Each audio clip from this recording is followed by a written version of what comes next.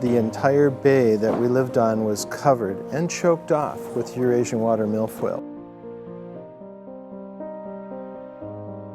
We could not boat through it. There was no answer for it. There was no control mechanism for it.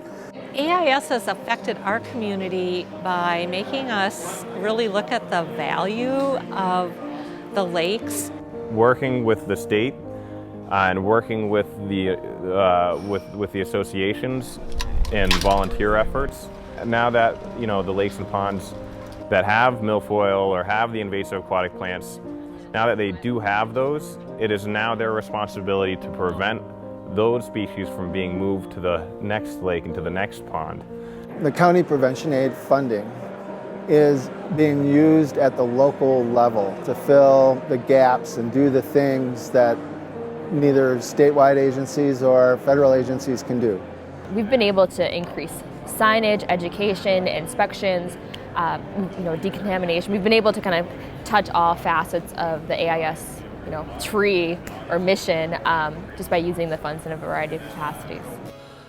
Not any one entity can deal with aquatic invasive species. It takes partnerships and collaborations, and everything that's ever been accomplished in aquatic invasive species has been the result of collaborations among multiple entities. The main reason for the collaboration and partnerships is that way everyone feels like they own it.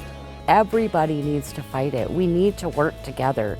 We need to have a statewide, unified front in order to keep this from destroying what our state counts on. We need to hand something to our kids, to the next generation.